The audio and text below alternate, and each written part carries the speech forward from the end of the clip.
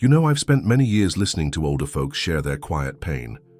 One thing I hear over and over is how visits to their kids' homes leave them feeling small, unwanted, or even invisible. If this sounds familiar, I want to gently offer some thoughts today. 6 small but powerful ideas that might help you protect your heart and find peace again right where you are. Let me begin with something I've learned the hard way. Sometimes the kindest thing you can do for yourself is simply to stay home. I know that may sound strange at first, but hear me out. So many older adults feel they have to visit their children just to keep the peace or do the right thing, even when those visits leave them feeling drained or unwelcome. You might notice your body tenses up the moment you start getting ready to go. Maybe your heart feels heavy before you even get in the car. These little signs matter. You're not just imagining things. Your body and heart are telling you something important. You don't have to do this if it costs you your peace. I remember a dear client of mine, Mary from Ohio.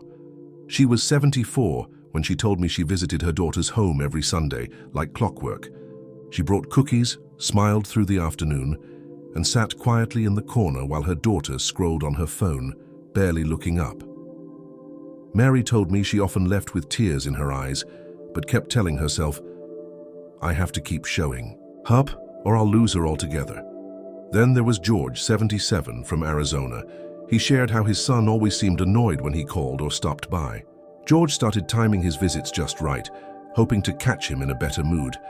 But somehow the visit still ended with George feeling like a burden. Watching them both, I realized keeping peace on the outside often costs too much.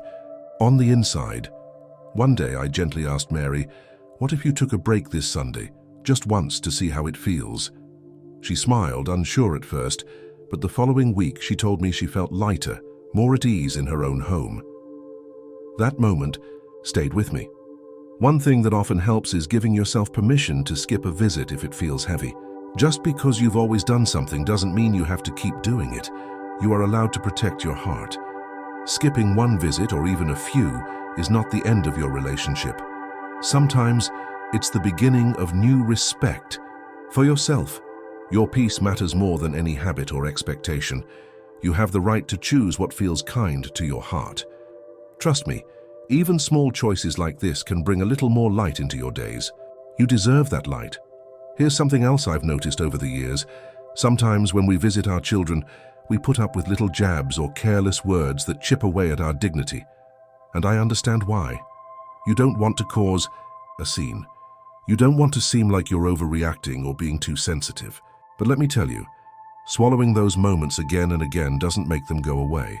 In fact, they start to weigh on your heart like small pebbles in your pocket.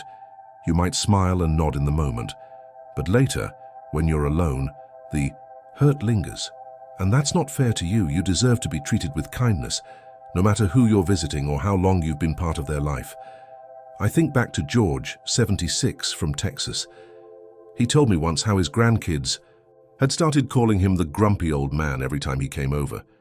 They thought it was funny.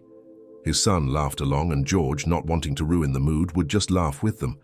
But after every visit, he told me, he felt smaller inside. It reminded me of another woman I once worked with, Linda, 72, from California. Her daughter would often say things like, "You're getting so forgetful, Mom," right in front of the neighbors or at family dinners. Linda would brush it off with a smile, but later she admitted it felt like she was shrinking a little more each time. One day, Linda finally said, "You know, I don't find that funny."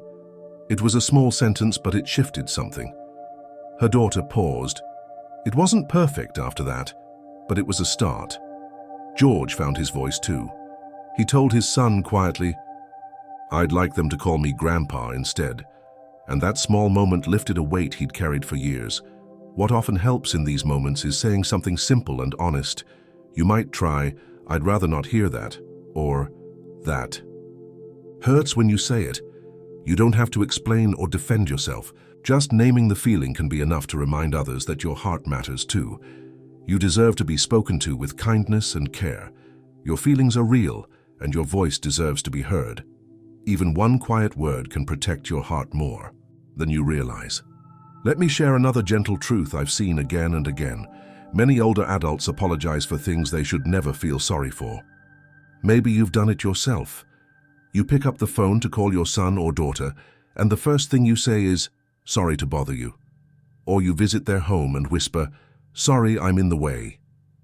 It might seem polite, but over a time these little apologies teach your heart something untrue, that you're a burden. And let me tell you, you are not. You have lived a full life. You have given your love, your time, your strength. You deserve to take up space without shrinking yourself with every word. I remember Helen, 72, from Florida. She told me how every phone call with her daughter started with an apology. "I'm sorry I called. I know you're busy. I won't keep you long." Week after week, she tried to make herself smaller, just to stay connected. Then there was Harold, 79, from Illinois. He loved visiting his family, but noticed he always apologized the moment he walked through the door. "Sorry for coming unannounced. Sorry if I'm in the way." One day, he stopped himself mid-sentence. He told me later that he realized he wasn't doing anything wrong. He wasn't causing harm, he was just showing up, hoping to share a little time with the people he loved. From that day on, he made a small change. Instead of apologizing, he started saying, "It's good to see you." It wasn't always easy, but he told me it felt better, more honest, more human. What often helps is paying attention to your words. The next time you catch yourself starting with sorry, pause for a moment. Try saying something warmer instead, like, "I'm glad to hear your voice," or "I'm happy to see you." It's a small shift, but it can remind you, and them, that you belong in that moment just as you are. You are not a burden. You are a part of your family's story, just like you've always been. You deserve to show up with your head held high, without shrinking your heart to fit someone else's schedule. Let's talk about something I see happen to so many older folks. You start building your whole world around your family, and without even noticing, you let go of the things that used to bring you joy. Maybe you used to meet friends for coffee, or you loved walking through the park on your own. But slowly, you find yourself waiting for their call, their invitation, their time. You start to believe that your happiness depends on whether or not your children include you. And let me tell you, that's a heavy way to live. Your life is still yours to shape, no matter what anyone else does or doesn't do.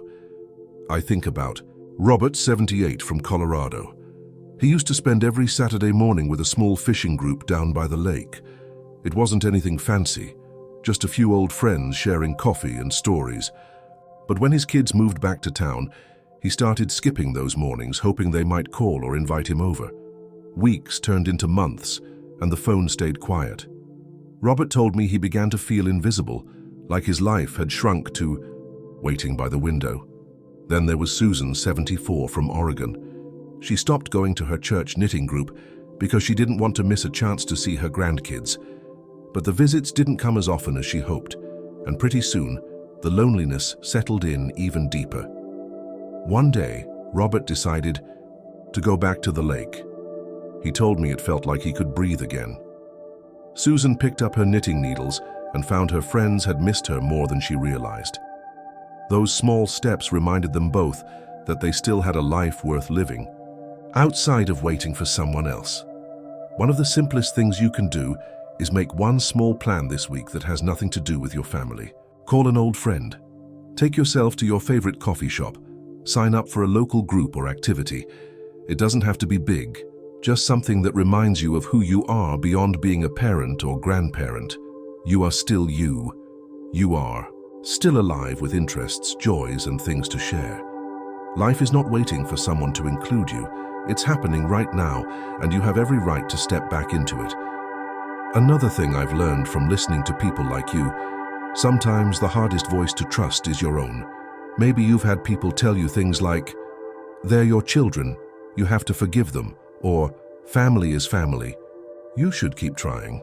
I hear that all the time, and I understand it comes from a place of tradition. But here's what I want you to know. You're the one who feels what you feel. No one else lives inside your heart or carries the weight you carry after a painful visit.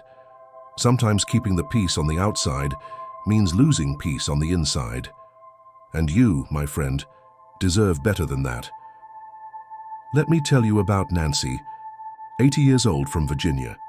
She spent years listening to her church friends tell her to let it go every time her daughter made sharp comments or ignored her calls.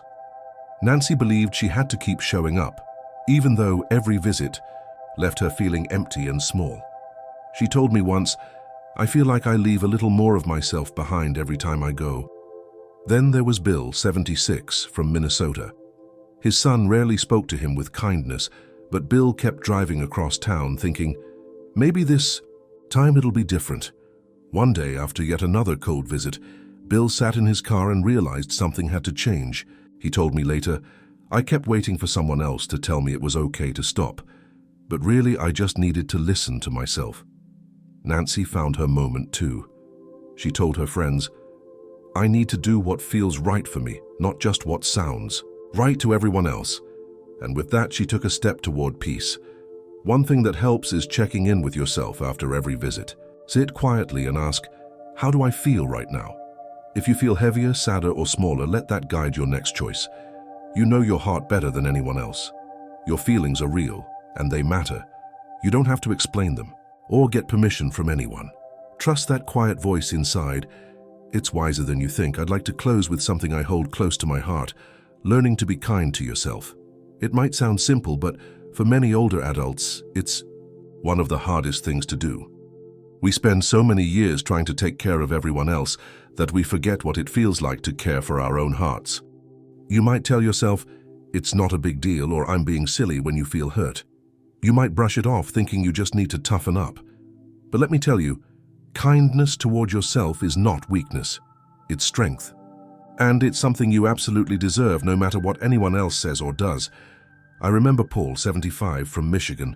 He used to come into my office and tell me all the ways he tried to be the bigger person. He smiled when his son cut him off in conversations. He nodded when his daughter made excuses for not visiting. Paul told me, "I just want to be a good father, you know." But I could see the weight he was carrying. He had learned to hide his hurt so well that even he started believing it didn't matter. One day I asked him, "Paul, when was the last time you were kind to yourself?" He sat quietly for a long time before answering, "I don't remember." Another woman, Joyce, 73, from Georgia, shared how she had started writing little notes to herself. Things like, "I deserve respect," or "My feelings are real." She taped them to her bathroom mirror, her fridge, her favorite chair. She told me those small notes felt silly at first, but after a while, they became little reminders that she mattered, and I could see the change in her. The way she stood taller, spoke clearer, and carried herself with quiet confidence. One of the easiest ways to start is by writing yourself a note today. It could be as simple as, "I am worthy of kindness," or "My heart deserves peace." Put it somewhere you'll see it each day. Let it be a small promise you keep to yourself. You have spent a lifetime giving love to others. It's your turn to receive it, from yourself, for yourself.